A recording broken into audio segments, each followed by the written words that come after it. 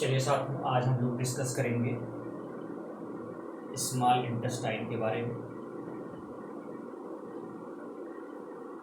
Basically small intestine को पढ़ना ज़रूरी इसलिए होता है क्योंकि स्मॉल इंटेस्टाइन एक तरीके से ये चीप साइट है फॉर डाइजेशन एंड एब्जॉर्प्शन। हमने इसको इसलिए बोला क्योंकि खाने का जो डाइजेशन है कहीं से भी स्टार्ट हो, बट उसको अपने एंड प्रोडक्ट या मोनोमर में आने के लिए, है ना, उसको स्मॉल इंटेस्टाइन से होकर गुजरना होगा।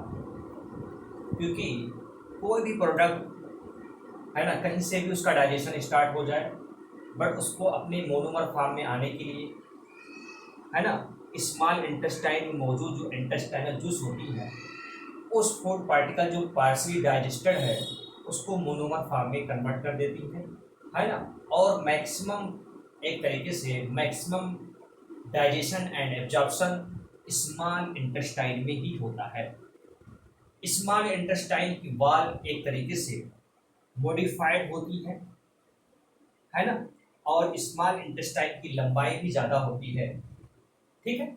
इसलिए ये हर तरह से मॉडिफाइड होती हैं खाने को डाइजेस्ट या एब्जॉर्ब, है ना, खाने को डाइजेस्ट या एब्जॉर्प्शन को करने के लिए स्मॉल इंटेस्टाइन की जो वॉल होती है एक तरीके से ये मॉडिफाइड होती हैं। इसलिए खाने का जो मैक्सिमम डाइजेशन एंड एब्जॉर्प्शन, है ना, स्मॉल इंटेस्टाइन में होता है और इसको इसलिए पढ़ना जरूरी होता है। खाने का डाइजेशन कहीं से भी स्टार्ट हो जाए, अभी एग्जाम्पल के तौर पे हम बताएंगे कि खाने का डाइजेशन, मान के चलिए कि कार्बोहाइड्रेट या बॉइल्ड स्टार्च का डाइजेशन ओरल कैविटी में स्टार्ट हो जाता है ना।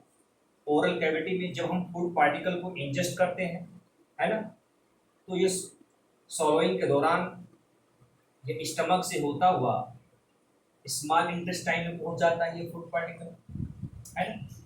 तो खाने का जो डाइजेशन है, यानी अगर हम बात करें कार्बोहाइड्रेट का डाइजेशन, तो कार्बोहाइड्रेट का डाइजेशन कहाँ से स्टार्ट हो जाता है? कार्बोहाइड्रेट का डाइजेशन हमारे ओरल कैविटी या बक्कल कैविटी से स्टार्ट हो जाता है।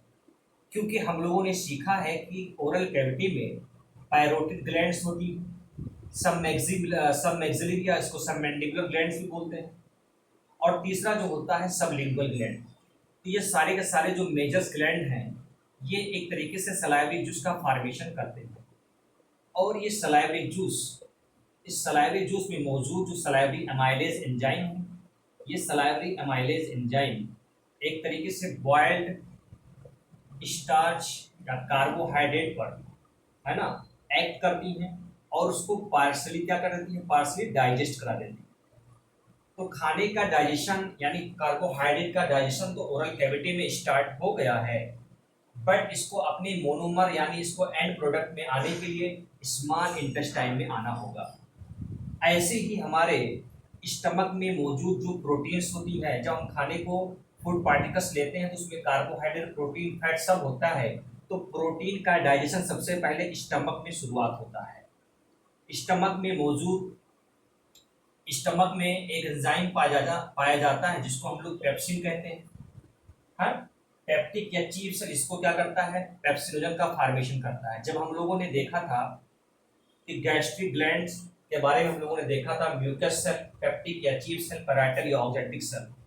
तो एक तरीके से पेप्टिक या चीफ सेल ये क्या करता है, पेप्सिनोजन का फॉर्मेशन करता है, और ये पेप्सिनोजन एक तरीके से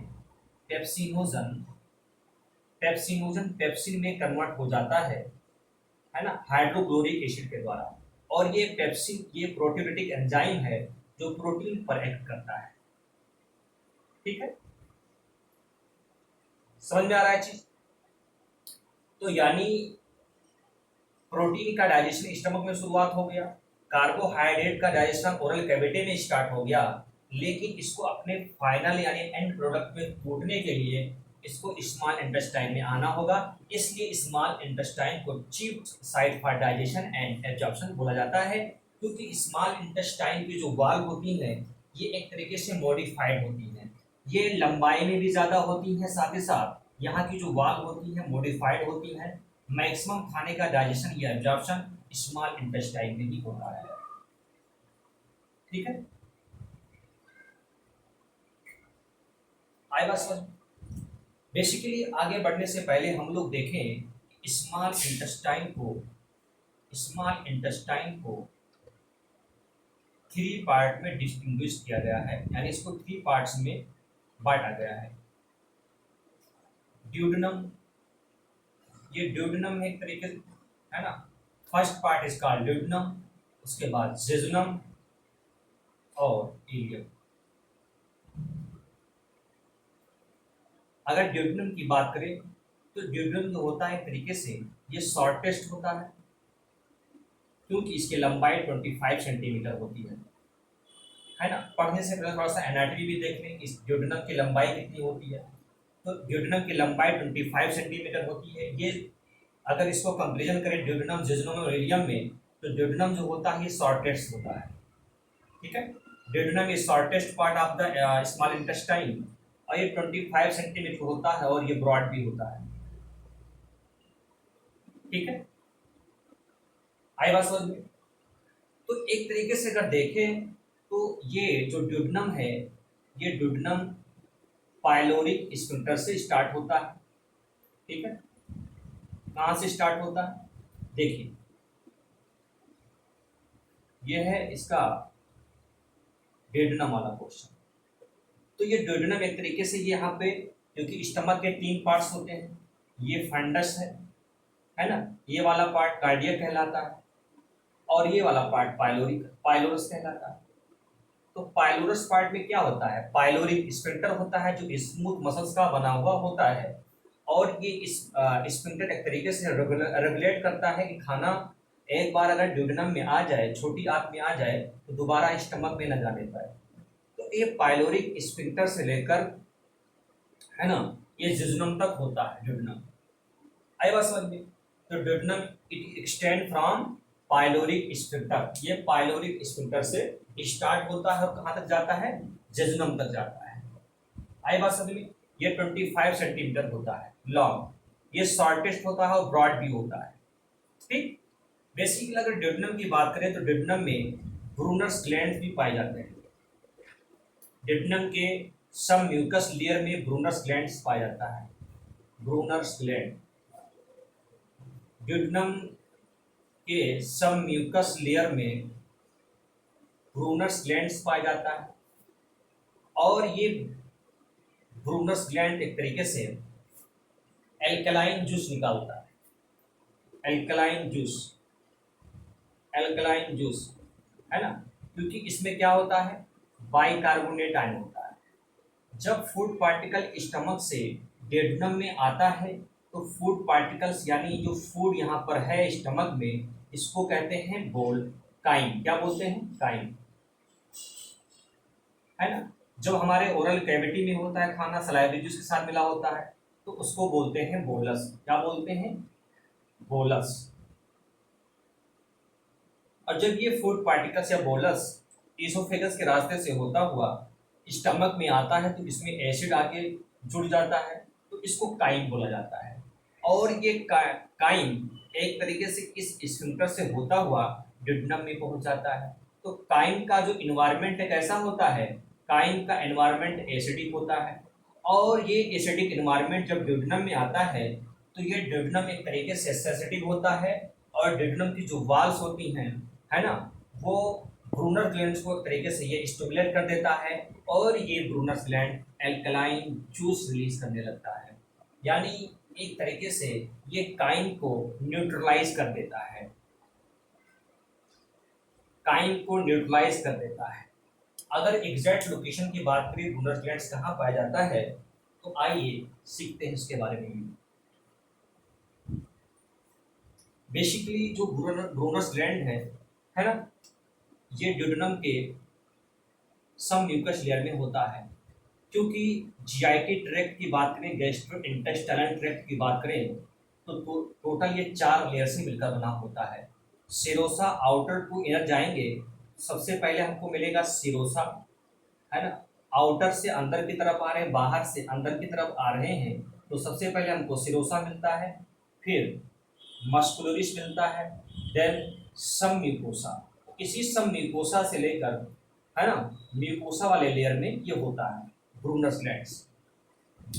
और ये एल्कलाइन जूस रिलीज कराता है ताकि जो काइम आया हुआ स्टमक से उसको न्यूट्रलाइज किया जाए, और जो इंटेस्टाइनल एंजाइम है ना, वो इंटेस्टाइनल एंजाइम इस पर अच्छे से काम कर पाए।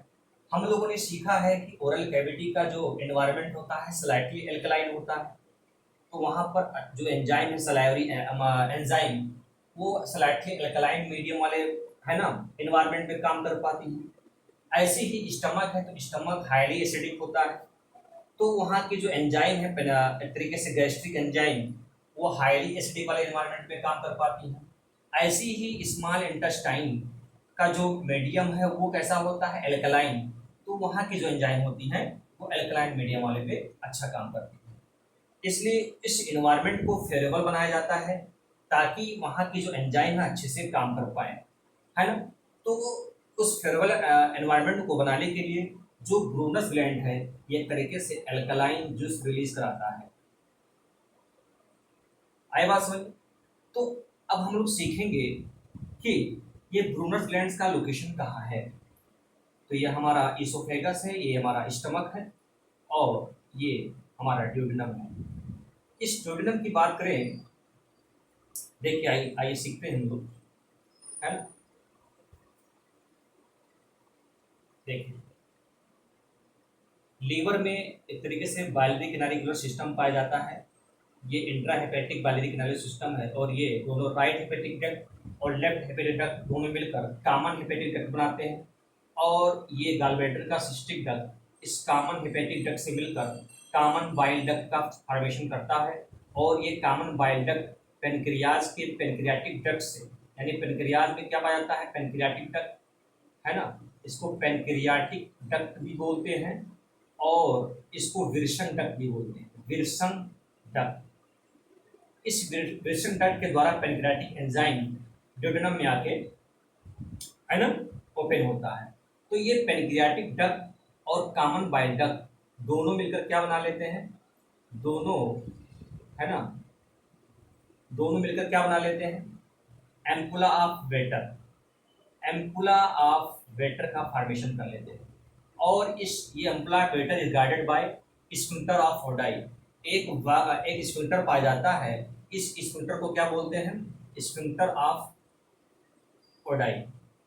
क्वेश्चन पूछेगा कि स्फिंक्टर ऑफ ओडाई कहाँ पाया जाता है, तो जब कॉमन बाइल डक्ट और विर्सन डक्ट आपस में मिलते हैं तो एम्पुला वेटर का फॉर्मेशन का होता है, और उसी एम्पुला वेटर पे क्या होता है, स्फिंक्टर ऑफ ओडाई पाया जाता है, जो बाइल जूस और पेनक्रियाटिक एंजाइम को रेगुलेट करता है। ठीक है, आए बात समझ में। तो इसी एम्पुला स्फिंक्टर ऑफ ओडाई के ऊपर वाला जो वाल्व है ड्यूडेनम का, उसी में ब्रूनस ग्लैंड्स होता है। और ये ब्रूनस ग्लैंड जैसे ही ये टाइम पाइलोरिक स्फिंक्टर से होता हुआ ड्यूडेनम में आता है, तुरंत ये अल्कलाइन जूस रिलीज करने लगता है। इतना आपको समझ में आया। तो स्मॉल इंटेस्टाइन में ब्रूनस ग्लैंड्स पाया जाता है, ये शॉर्टेस्ट होता है, ये 25 सेंटीमीटर लॉन्ग होता है। आई बात समझ में। अगर हम जेजुनम की बात करें तो स्मॉल इंटेस्टाइन का जो मिडिल पोर्शन होता है उसको क्या बोला जाता है, जेजुनम बोला जाता है। बेसिकली अगर हम लोग स्मॉल इंटेस्टाइन के बारे में डिस्कस कर रहे हैं, तो स्मॉल इंटेस्टाइन का जो मिडिल पोर्शन है उसको जेजुनम कहते हैं, और ये जेजुनम मर्ज होता है इलियम में। तो जेजुनम एक तरीके से ये जेजुनम है, ये जेजुनम जाके मर्ज हो जाता है, कहाँ मर्ज होता है, इलियम। क्योंकि स्मॉल इंटेस्टाइन के 3 पार्ट होते हैं, ड्यूडेनम, जेजुनम एंड इलियम, है ना। तो ये जेजुनम है, और ये जेजुनम एक तरीके से मर्ज हो जाता है किसमें, इलियम में। आई बात समझ में। तो जेजुनम इलियम में मर्ज हो जाता है। इसकी लंबाई की बात करें तो ये 1 मीटर लंबा होता है, 1 मीटर लॉन्ग। ठीक है, क्योंकि ये जेजुनम था, मान लीजिए ये ड्यूडेनम है, फिर उसके बाद ड्यूडेनम, फिर जेजुनम आ गया। अब ये जेजुनम कंटिन्यू हो जाता है किससे, इलियम से। तो इसलिए हमने कहा कि जेजुनम जो होता है मर्ज विद इलियम। और इलियम की जेजुनम की जो लंबाई होती है कितना होती है, 1 मीटर लॉन्ग होता है ये। और सबसे खास बात ये होती है कि जेजुनम की जो वाल्व होती हैं वो हम लोग स्मॉल इंटेस्टाइन पढ़ रहे हैं तो स्मॉल इंटेस्टाइन की जो वाल्व होती हैं, स्मॉल इंटेस्टाइन की जो वाल्व होती है वो मॉडिफाइड होती है, बड़े बड़े फिंगर लाइक प्रोजेक्शन पाया जाता है जिसको वाल्वुले ऑफ कन्वेंटीज या फोल्ड्स ऑफ क्रेकरिंग भी बोला जाता है। ये स्मॉल इंटेस्टाइन का वाल्व है और इस स्मॉल इंटेस्टाइन के वाल्व में है ना बड़े बड़े फोल्ड्स पाए जाते हैं। इस बड़े बड़े फोल्ड्स को क्या कहा जाता है? ये फोल्ड्स एक तरीके से एब्जॉर्प्शन को 600 गुना ज़्यादा बढ़ा देता है, खाने के डाइजेशन एब्जॉर्प्शन को 600 टाइम्स बढ़ा देता है। ठीक है, आई बात समझ में? तो बड़े बड़े फोल्ड्स को क्या कहते हैं? स्मॉल इंटेस्टाइन के वाल में बड़े बड़े फोल्ड्स पाए जाते हैं, उस बड़े फोल्ड्स को क्या बोलते हैं? फोल्ड्स ऑफ क्रेकरिंग भी बोला जाता है, फोल्ड्स ऑफ क्रेकरिंग। और फोल्ड्स ऑफ क्रेकरिंग को क्या बोलते हैं? और या इसको प्लाई के सर्कुलेरिस भी कहा जाता है, प्लाई के सर्कुलेरिस या वाल्वुले वाल्वुले कन्वेंटिस। ठीक है, फोल्ड्स ऑफ क्रेकरिंग, प्लाई के सर्कुलेरिस, वाल्वुले कन्वेंटिस। और इस बड़े बड़े फोल्ड्स के भी छोटे छोटे फोल्ड्स होते हैं जिसको माइक्रोविलाई, यानी जो बड़ा फोल्ड्स था हमने उसको बोल दिया फोल्ड्स ऑफ क्रेकरिंग। अब इस पे छोटे छोटे फोल्ड्स होते हैं, इस छोटे छोटे फोल्ड्स को क्या बोला जाता है? विलाई बोला जाता है। विलाई ये क्या है? ये प्लूरल है, अगर एक की बात करें तो विलस कहा जाता है। और इस विलाई पर या विलस पर है ना जो एंडोथेलियल सेल्स होती हैं, उनकी एंडोथेलियल सेल की जो मेम्ब्रेन्स होती हैं वो प्लाज्मा मेम्ब्रेन की फर्दर फोल्डिंग होती है, उसको माइक्रोविलाई कहा जाता है। तो फिर माइक्रोविलाई भी आ गया, आई बात समझ? तो फोल्ड्स ऑफ क्रेकरिंग, उसके बाद विलाई, फिर उसके बाद माइक्रोविलाई, ये सब तीनों मिलकर 600 गुना ज्यादा डाइजेशन एंड एब्जॉर्प्शन को बढ़ा देती है। ठीक है, आई बात समझ?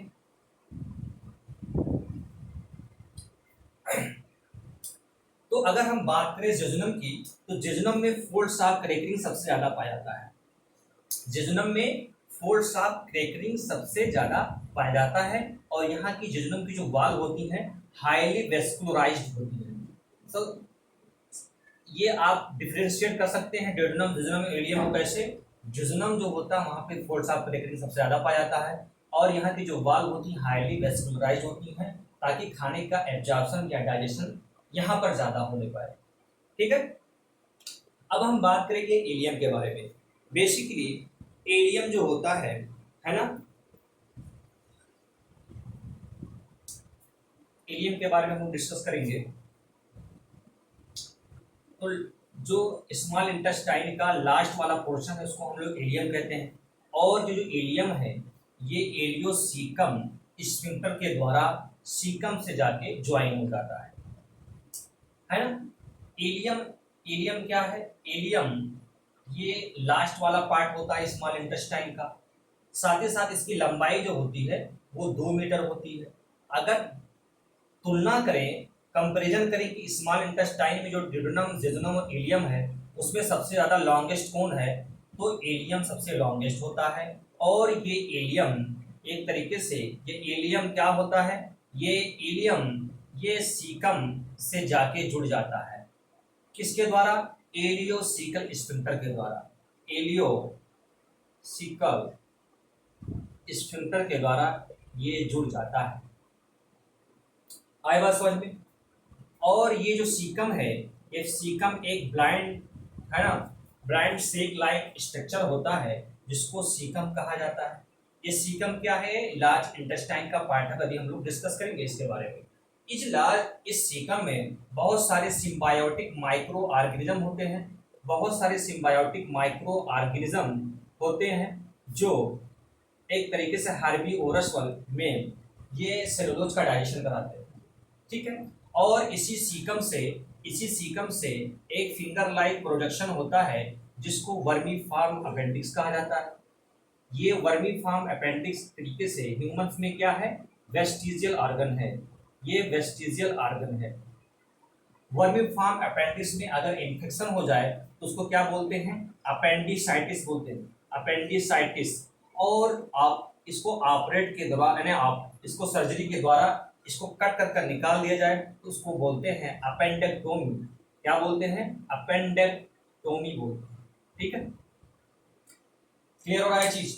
तो सीकम इलियम सीकम से ज्वाइन होता है एलियोसीकल स्फिंक्टर के द्वारा। इस सीकम में एक ग्लैंड से लाइक स्ट्रक्चर है, यहाँ पर बहुत सारे सिम्बायोटिक माइक्रो ऑर्गेनिज्म होते हैं जो सेलुलर का डाइजेशन करते हैं। ये हर्बीवोर्स में एक तरीके से, है ना, सेलुलर का डाइजेशन कराते हैं। यहाँ से फिंगर लाइक प्रोजेक्शन होता है, ट्विस्टेड फिंगर लाइक प्रोजेक्शन होता है, जिसको वरिनिफॉर्म अपेंडिक्स बोला जाता है। अपेंडिक्स के इन्फेक्शन को अपेंडिसाइटिस बोला जाता है ना। और अपेंडिक्स को कट करके निकाल देना, दैट इज कॉल्ड अपेंडेक्टोमी। ठीक है, इलियम 2 मीटर लॉन्ग होता है। साथ ही साथ अगर इलियम के में अगर इसके इलियम में वाल की बात करें, जो लेयर्स होती हैं, इस लेयर्स में क्या पाया जाता है, पेयर्स ऑफ पेचेस पाया जाता है। क्या पाया जाता है, pairs of patches. Pair of patches क्या है, एक इंटेस्टाइनल टॉन्सिल है ना, intestinal tonsil. Pairs of patches अगर तुमसे क्वेश्चन पूछे कहाँ पाया जाता है, तो ये इलियम के वाल में पाया जाता है। ये पेयर्स पैचेस क्या है, एक तरीके से, है ना, एग्रीगेशन ऑफ लिम्फॉइड फॉलिकल्स। जब लिम्फॉइड फॉलिकल्स एग्रीगेट कर जाती हैं, एक मास लाइक स्ट्रक्चर बना लेती हैं, उसी को पेयर्स पैचेस कहा जाता है। पेयर्स पैचेस एग्जाम में क्वेश्चन पूछेगा कि पेयर्स पैचेस कहाँ पाया जाता है, तो स्मॉल इंटेस्टाइन किस पार्ट में पाया जाता है, इलियम में पाया जाता है। क्वेश्चन पूछेगा एग्जाम में, इस पेयर्स पैचेस को इंटेस्टाइनल टॉन्सिल भी कहा जाता है। यहाँ पे लिख लीजिए इंटेस्टाइनल टॉन्सिल। ये कुछ भी नहीं है, पेयर्स पैचेस क्या है, ये लिम्फॉइड जो फॉलिकल्स होती है एग्रीगेट कर, है ना, और एक पैच लाइक स्ट्रक्चर बना लेती है, उसी को पेयर्स पैचेस कहा जाता है। ठीक है, एग्जाम में पूछता है कि स्मॉल इंटेस्टाइन किस पार्ट में ब्रूनस ग्लैंड्स पाया जाता है, तो आप क्या बोलोगे, ड्यूडेनम में। सब म्यूकस गियर में ड्यूडेनम में पाया जाता है। एग्जाम में पूछेगा कि सबसे ज्यादा फोल्ड्स ऑफ क्रैकरिंग कहाँ पाया जाता है, तो आप आंसर दोगे जेजुनम में पाया जाता है। कहाँ पाया जाता है, जेजुनम में, जो हम लोगों ने भी कॉन्सेप्ट सीखा, है ना। और ये पूछेगा कि पेयर्स ऑफ पेशिस कहाँ पाए जाते हैं, तो इलियम में पाया जाता है। इतना आपको क्लियर हुआ। बेसिकली अगर देखें तो जो ड्यूडेनम है, ड्यूडेनम में ये जो एम्पुला ऑफ वेटर है, एम्पुला ऑफ वेटर आके ओपन होता है। ड्यूडेनम सी शेप का होता है। ड्यूडेनम किस शेप का होता है, सी शेप का। तो ड्यूडेनम के लिए एक आप और लिख सकते हैं, ड्यूडेनम सी शेप का होता है ना, ये शॉर्टेस्ट है ना, सी शेप। और इसी में एम्पुला ऑफ वेटर आके ओपन होता है। क्लियर हो रहा था चीज, आगे बढ़े। तो बेसिकली अगर हम फोल्ड्स ऑफ क्रैकरिंग के बारे में थोड़ा सा जानकारी लें, है ना, अभी अच्छे से समझेंगे। एक विलाई का स्ट्रक्चर भी हम लोग देखेंगे। ठीक है, तो ये विलाई फोल्ड्स ऑफ क्रैकरिंग के भी सब फोल्डिंग होती है, इसको विलाई बोलते हैं। और विलाई में जो एंडोथेलियल सेल्स होती हैं, है ना, वो फर्दर उसके प्लाज्मा मेम्ब्रेन की, है ना, फोल्डिंग हो जाती है, इसको माइक्रोविलाई बोला जाता है। ठीक है, तो अगर आप देखें ये बड़े बड़े जो फोल्ड्स हैं, इस बड़े बड़े फोल्ड्स को क्या बोला जाता है, फोल्ड्स ऑफ क्रैकरिंग बोला जाता है। लिख लीजिए, फोल्ड्स ऑफ क्रैकरिंग। और इसको प्लाई के सर्कुलरिस भी बोला जाता है, और इसको क्या बोलते हैं, वाल्वुले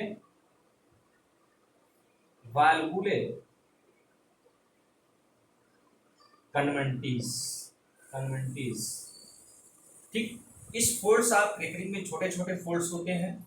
इस छोटे छोटे फोल्ड्स को क्या बोलते हैं, विलाई बोलते हैं। और इस विलाई पर, जैसे हमारा उंगली है, तो ये उंगली जो है, एक फिंगर है, इसको हम क्या बोलते हैं, फोल्ड्स ऑफ क्रैकरिंग, बड़ा फोल्ड्स है, फोल्ड्स ऑफ क्रैकरिंग बोलेंगे। इस पर भी एक ऐसे छोटे छोटे फोल्ड्स होते हैं, उसको क्या बोलते हैं, उसको बोलते हैं, ये देख लीजिए बड़ा फोल्ड है, तो बड़े फोल्ड को फोल्ड्स ऑफ क्रैकरिंग बोलेंगे। उसके बाद इस पे छोटे छोटे फोल्ड्स होते हैं, उसको क्या बोलते हैं, विलाई बोलते हैं। और इस विलाई पर भी, है ना, जो सेल्स होती है एंटेरोसाइट सेल, उस एंटेरोसाइट सेल की भी फर्दर फोल्डिंग होती है, उसको माइक्रोविलाई बोला जाता है। ये माइक्रोविलाई और ये माइक्रोविलाई विलाई और फोल्ड्स ऑफ क्रैकरिंग मिलकर 600 गुना ज़्यादा डाइजेशन एंड एब्जॉर्प्शन को बढ़ा देती है।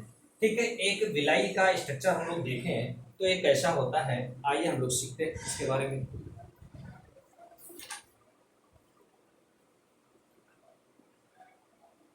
देखिए, एक विलाई का स्ट्रक्चर हम लोग देखें,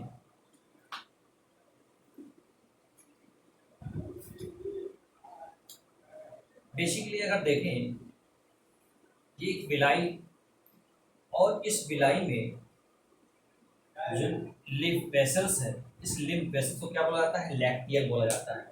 यानी विलाई में जो लिम्फ वेसल्स गया हुआ है, उस लिम्फ वेसल्स को क्या बोलते हैं? ये एक लिम्फ वेसल्स है, इस लिम्फ वेसल्स को क्या बोलते हैं? लैक्टियल बोलते हैं, लैक्टियल। और लैक्टियल एक तरीके से फैट यानी फैटी एसिड और ग्लिसरॉल को के लिए एक तरीके से ये फैटी एसिड और ग्लिसरॉल को एब्जॉर्ब करता है ना? तो लैक्टियल क्वेश्चन पूछे क्या? तो लैक्टियल विलाई में जो लिम्फेटिक वेसल्स होता है उसको विलाई का वो लैक्टियल बोला जाता है।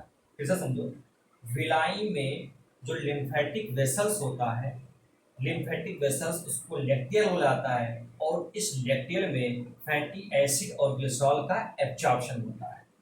क्लियर हो गया था चीज? समझ में आ रहा?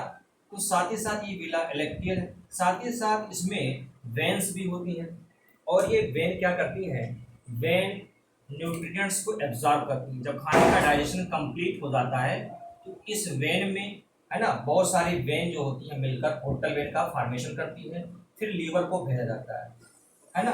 फिर लीवर से वो हेपेटिक वेन के द्वारा फिर हार्ट को भेजा जाता है, फिर हार्ट से पूरे बॉडी में सप्लाई होती है। क्लियर हो रहा है चीज? तो ये न्यूट्रिएंट्स एक तरीके से वेन के द्वारा जाते, है ना, वेन के द्वारा। इसमें जो न्यूट्रिएंट्स है, देखो, न्यूट्रिएंट्स, तो वेन में न्यूट्रिएंट्स होते हैं। साथ ही साथ अगर वेन है तो आर्टरी भी होगा। आर्टरी क्या करती हैं? ऑक्सीजनेटेड ब्लड को सप्लाई करती हैं, ऑक्सीजनेटेड ब्लड सप्लाई करती हैं विलाई को, और ये वेन, है ना, ब्लड को ड्रेन करके लीवर को पहुंचाती है। तो वेन में ही न्यूट्रिएंट्स होते हैं। ठीक है, इतना समझ में आ रहा आपको? तो जो लिम्फेटिक वेसल्स है, इसी लिम्फेटिक वेसल्स को लैक्टियल होता है, और ये लैक्टियल में फैटी एसिड और ग्लिसरॉल का एब्जॉर्प्शन होता है। तुमसे क्वेश्चन पूछेगा लैक्टियल क्या? तो लैक्टियल विलाई में लिम्फ वेसल्स को लैक्टियल बोला जाता है। इसी विलस पर, इसी विलस पे क्या होता है? कई टाइप के सेल पाए जाते हैं। कुछ तो होते हैं, कुछ एंटेरोसाइट सेल, इसको इसको एंटेरोसाइट सेल बोलते हैं। कुछ तो एब्जॉर्प्टिव सेल्स होते हैं, एब्जॉर्प्टिव सेल, और कुछ तो गॉबलेट सेल्स होते हैं। यानी एक विलाई का स्ट्रक्चर यानी वेलस का स्ट्रक्चर है, और इस पर एंटेरोसाइट सेल यानी एंडोथेलियल सेल्स होती हैं, लाइक दिस। ये एंडोथेलियल सेल एक तरीके से मॉडिफाइड होती हैं एक पार्टिकुलर फंक्शन के लिए। तो यहाँ पर एब्जॉर्प्टिव सेल्स भी पाई जाती हैं, साथ ही साथ गॉबलेट सेल्स भी होता है, गॉबलेट सेल। साथ ही साथ क्या होता है? एंटेरो एंडोक्राइन सेल भी होता है, एंटेरो एंडोक्राइन सेल भी पाया जाता है, और पेनेथ सेल भी पाया जाता है, पेनेथ सेल। ठीक है, तो एब्जॉर्प्टिव सेल्स क्या होता है? ये एंडोथेलियल सेल ने बताया नहीं, एंडोथेलियल सेल की जो प्लाज्मा मेम्ब्रेन इसकी फर्दर फोल्डिंग हो जाती है, इसी को तो माइक्रोविलाई बोला जाता है, इसी को तो माइक्रोविलाई बोला जाता है। बड़े बड़े वाले फोल्ड को हम लोगों ने बोला था प्लाइके सर्कुलेरिस या फोल्ड शाफ्ट क्रैकरिंग बोला गया था। फिर उसकी फोल्डिंग होती है, इसको विलाई बोला जाता है। विलाई में जो एंटेरोसाइट सेल्स हैं, एब्जॉर्प्टिव सेल्स, उसकी फर्दर फोल्डिंग होती है, उसी को माइक्रोविलाई बोला जाता है। क्लियर हो रहा है चीज? साथ ही साथ गॉबलेट सेल्स क्या करता है? म्यूकस रिलीज करता है। क्या करता है? म्यूकस का फॉर्मेशन करता है। समझ में आ रहा है चीज? और एंटेरो एंडोक्राइन सेल, ये एंडोक्राइन सेल एक तरीके से डक्टलेस ग्लैंड्स होती हैं जो हार्मोन्स रिलीज करती हैं। लाइक अगर हम एंटेरो एंडोक्राइन सेल की बात करें तो एक होता है एस सेल। एस सेल क्या करता है? सिक्रेटिन रिलीज करता है, सिक्रेटिन, सिक्रेटिन। और सीसीके, पैनक्रियोजाइमिन भी बोलते हैं इसको, या पैनक्रियोजाइमिन। ठीक है, तो जो एस सेल या सिक्रेटिन क्या करता है? एस सेल या सिक्रेटिन क्या करता है? ये पेनक्रियाज के उस पार्ट को स्टिमुलेट करता है जो एल्कलाइन नेचर का हो। पैनक्रियाज के उस पार्ट को स्टिमुलेट करके, यानी पैनक्रियाज के उस पार्ट को स्टिमुलेट करता है सिक्रेटिन जो एल्कलाइन नेचर वाला जूस रखता हो। तो ये एल्कलाइन जूस एक तरीके से फेवरेबल कंडीशन बनाता है। उधर हम लोगों ने देखा था कि ड्यूडेनम में ब्रूनस ग्लैंड पाया जाता है और यहाँ से सिक्रेटिन जाता है पैनक्रियाज के पास, और ये भी पैनक्रिया एल्कलाइन जो मटेरियल लगता है एंजाइम, वो एक तरीके से एल्कलाइन पैनक्रियाज का वो पार्ट जो एल्कलाइन वाला मटेरियल लगता हो उसको ये सिक्रेटिन स्टिमुलेट कर देता है। तो दोनों मिलकर एक तरीके से फेवरेबल कंडीशन बना देते हैं ताकि जो एंजाइम है ना, ये जो इंटेस्टाइनल एंजाइम है वो अच्छी से काम कर पाए। तो एक एनवायरनमेंट क्रिएट कराया जाता है, ठीक है। तो सेक्रेटिन हो गया। साथ ही साथ सीसी के कोलेसिस्टोकाइनिन क्या करता है, ये कोलेसिस्टोकाइनिन गाल ब्लेडर के पास जाता है और गाल ब्लेडर में मौजूद जो बाइल जूस होता है, बेसिकली अगर देखें तो बाइल जूस का जो फॉर्मेशन है कहाँ से होता है, लीवर से होता है, और स्टोर कहाँ कहाँ होता है कि गॉल ब्लैडर में। तो लीवर से जो नया नया बाइल जूस बना है अभी वो डाइल्यूट है ना, लेकिन जब एक बार ये गॉल ब्लैडर में चला जाता है तो ये कंसंट्रेटेड हो जाता है, तो ज्यादा इफेक्टिव होता है। गॉल ब्लैडर वाला जो बाइल जूस होता है वो प्योर होता है, ज्यादा इफेक्टिव होता है, ये फैट को अच्छे से इमल्सिफाई कर पाएगा, ठीक है। ऐसे लोग जो गॉल ब्लैडर को रिमूव करा देते हैं, है ना, उसे कोलेसिस्टेक्टोमी बोला जाता है। क्या बोलते हैं, गॉल ब्लैडर के को कट करके निकाल देना, दैट इज कॉल्ड कोलेसिस्टेक्टोमी, ठीक है। तो ऐसे लोग जो गॉल ब्लैडर को सर्जरी के द्वारा निकाल देते हैं, मतलब स्टोन की वजह से आपको और भी बहुत सारे रीजन होता है, कोलेसिस्टाइटिस बोलते हैं, गॉल ब्लैडर में इन्फ्लेमेशन हो जाए, जो हम लोग आगे पढ़ते हैं। तो उस रीजन की वजह से गॉल ब्लैडर को काट कर सर्जन निकाल देता है, तो उसको कोलेसिस्टोमी बोलते हैं। तो ऐसे लोगों को हमेशा बोला जाता है कि आपको फैटी मील ज्यादा नहीं लेना है, ठीक है। क्यों? क्योंकि लीवर वाला जो बाइल जूस है वो ज्यादा इफेक्टिव नहीं है। जो बाइल जूस गॉल ब्लैडर में होता है वो ज्यादा इफेक्टिव होता है, 20 गुना ज्यादा, हाँ 20 गुना ज्यादा कंसंट्रेटेड होता है, क्योंकि यहाँ पर जब बाइल जूस आएगा तो वाटर का एब्जॉर्प्शन हो जाता है जिसकी वजह से कंसंट्रेटेड हो जाता है।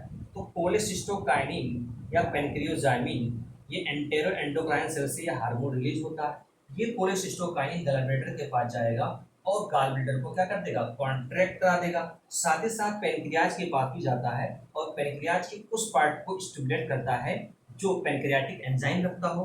पेनक्रियाटिक एंजाइम की बात करें तो पेनक्रियाटिक लाइपेज भी होता है, प्रोटीयोलाइटिक एंजाइम भी होता है, like trypsinogen, chymotrypsinogen, carboxy peptidase, ये पेनक्रियाटिक तरीके से, है ना, स्ट्रांग प्रोटीयोलाइटिक एंजाइम है, ठीक। तो उस पार्ट को स्टिमुलेट करता है कोलेसिस्टोकाइनिन, ठीक है, हम लोग डिस्कस किया।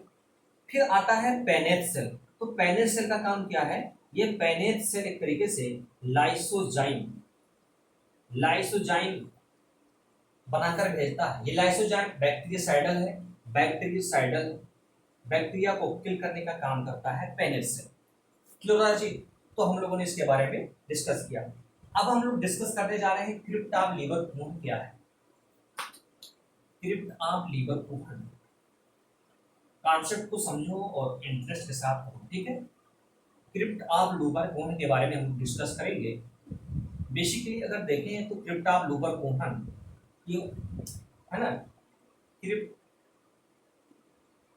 ऑफ लाइबर कोहन भी बोलते हैं। लाइबर कोहन एक साइंटिस्ट है, यानी जो स्मॉल इंटेस्टाइन में जो फोल्डिंग होती है, हम लोगों ने देखा फोल्ड साफ करने के लिए या विलाई, तो ये विलाई एक तरीके से ऐसे, है ना, ऐसे होता है। तो यहाँ पर एक कैविटी नाम लाइक स्ट्रक्चर बन जाता है, एक कैविटी लाइक स्ट्रक्चर बन जाता है। इस कैविटी लाइक स्ट्रक्चर को क्या बोला जाता है, क्रिप्ट ऑफ लीवर कोहन बोला जाता है। क्रिप्ट ऑफ लाइबर कोहन, इन्होंने क्रिप्ट ऑफ लाइबर कोहन ने इसको तरीके से, हाँ, इसकी डिस्कवरी की थी। और ये क्रिप्ट ऑफ लीवर कोहन के आसपास जो एक तरीके से ग्लैंडुलर एपिथेलियल सेल्स होती हैं, ग्लैंडुलर ग्लैंडुलर एपिथेलियल सेल्स पाई जाती हैं, एपिथेलियल सेल्स पाई जाती हैं, ग्लैंडुलर एपिथेलियल सेल्स, है ना, यहाँ की जो एंडोथेलियल सेल्स मॉडिफाइड होती हैं। जैसे अगर हम बात करें कि ये सेल एक तरीके से एब्जॉर्प्टिव सेल्स रखती है, एब्जॉर्प्टिव सेल, एब्जॉर्प्टिव सेल्स, साथ ही साथ पेनेट सेल, पेनेट सेल, है ना, और उसके बाद entero endocrine cell, entero endocrine cell. Paneth cell के बारे में हमने डिस्कस किया ही है कि Paneth cell lysozyme, entero endocrine cell वही शीशे के, और शीशे के यानी पॉलीसिस्टोकाइनिन, पैक्टियोजाइमिन, है ना, और सिक्रेटिन। और इस क्रीटाब्लूबरकोहन ये एक तरीके से इसको सल्कस एंटेरिकस, सल्कस एंटेरिकस यानी इंटेस्टाइनल एंजाइम का फॉर्मेशन होता है। आई बात समझ में? क्रीटाब्लूबरकोहन क्या है? विलाई के बीच में जो कैविटी पाई जाती है और वहाँ की जो सेल्स होती है, यानी वहाँ की जो एपिथेलियल सेल्स होती हैं वो ग्लैंडुलस होती हैं, like absorptive cell, Paneth cell और एंटेरो एंडोक्राइन सेल। आई बात समझ में?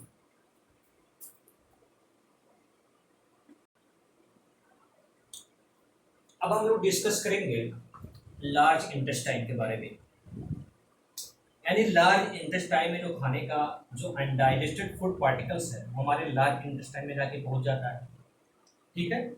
और हमारे लार्ज इंटेस्टाइन में कुछ अच्छे बैक्टीरिया होते हैं जो उस फूड पार्टिकल को फर्दर, है ना, तोड़ते हैं। तो बेसिकली अगर हम लार्ज इंटेस्टाइन की बात करें तो लार्ज इंटेस्टाइन में जो अनडाइजेस्टेड फूड पार्टिकल्स है वो आगे बढ़ता है। तो हमारे, है ना, लार्ज इंटेस्टाइन में जो बैक्टीरिया पाए जाते हैं लाइक इस्चिचिया कोलाई, या इसको स्ट्रेप्टो, इस्चिचिया कोलाई एंड स्ट्रेप्टोकोकस, हाँ, स्ट्रेप्टोकोकस फेकेलिस, ये बैक्टीरिया एक तरीके से जो खाना अनडाइजेस्टेड फूड पार्टिकल्स आया हुआ है इसको फर्दर, है ना, है ना, तोड़ते हैं। साथ ही साथ उसके दौरान जब बैक्टीरिया वहां पर, है ना, अपना काम करते हैं तो साथ ही साथ एसिडिक इन्वायरमेंट भी क्रिएट करा देते हैं, एसिडिक इन्वायरमेंट,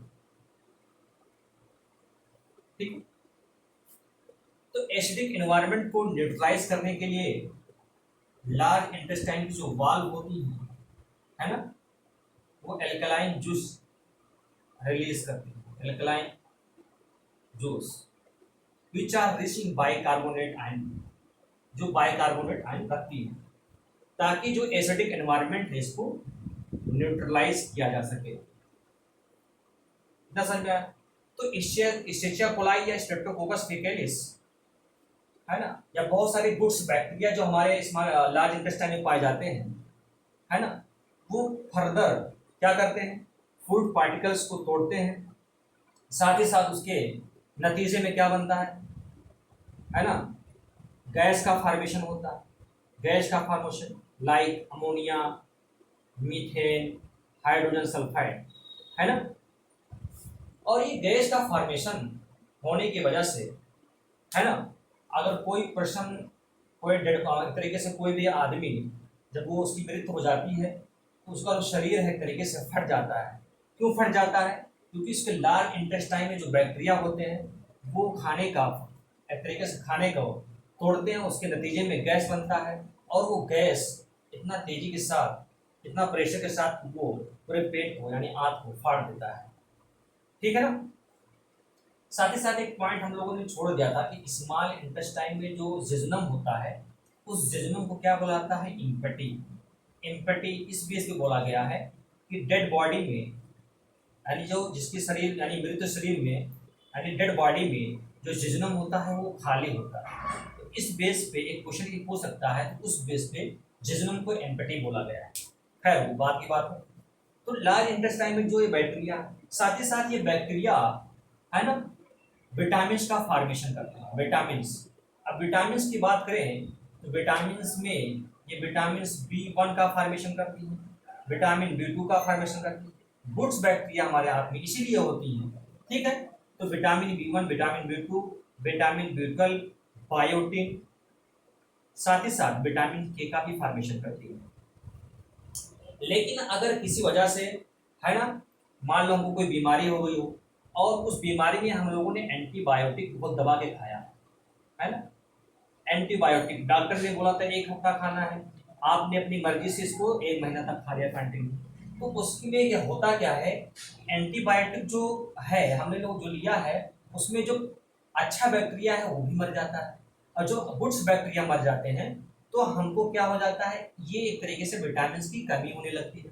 साथ ही साथ ये विटामिन की कमी होगी तो विटामिन बी जो होता है ये एक तरह के वाटर को एब्जॉर्ब करने में मदद होता है, मदद कराता है, हेल्प करता है। तो विटामिन बी की कमी हो जाएगी तो वाटर का अच्छे से एब्जॉर्प्शन नहीं हो पाएगा, तो एक तरीके से हमको क्या हो जाएगा, डायरिया हो जाता है। तो एंटीबायोटिक ज़्यादा समय से लेने से डायरिया भी हो जाता है, साथ ही साथ, है ना, विटामिन की कमी होने लगती है और विटामिन के की भी कमी हो जाती है।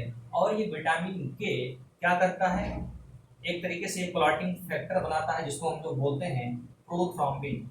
ये प्रोथ्रोम्बिन लीवर में इसका फॉर्मेशन कराता है विटामिन के। तो ज़्यादा समय से अगर हम एंटीबायोटिक इस्तेमाल करते हैं तो ब्लीडिंग डिसऑर्डर भी हो सकता है, ब्लीडिंग डिसऑर्डर।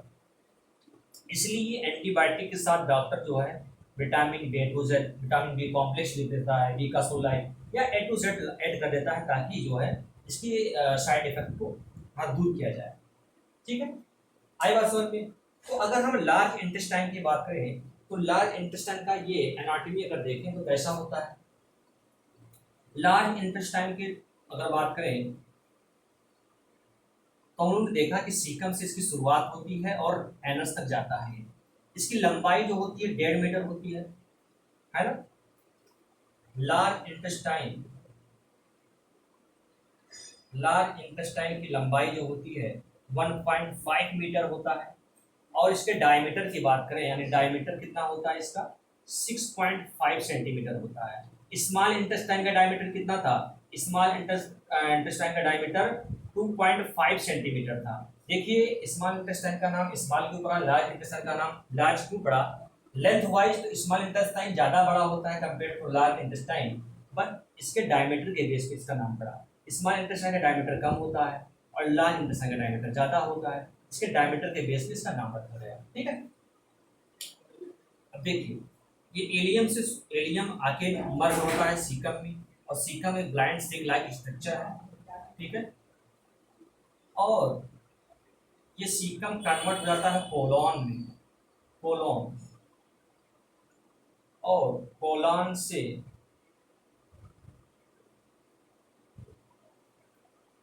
ठीक है फिर ये आता है रेक्टम, देन आता है एनस।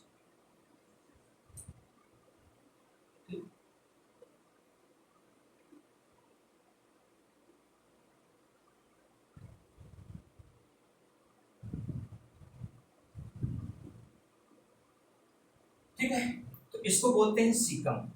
सीकम में सिम्बायोटिक माइक्रो ऑर्गेनिजम्स होते हैं जो हर्बीवोर्स में एक तरीके से सेलुलोज का डाइजेशन कराते हैं। यहाँ पर क्या होता है, इलियम और सीकम के बीच में क्या होता है, इलियो सीकल स्फिंक्टर्स पाया जाता है। ये एक तरीके से ताकि जो अनडाइजेस्टेड फूड पार्टिकल्स दोबारा इलियम में ना जाने पाए उसको भी प्रिवेंट करता है। क्लोराइड।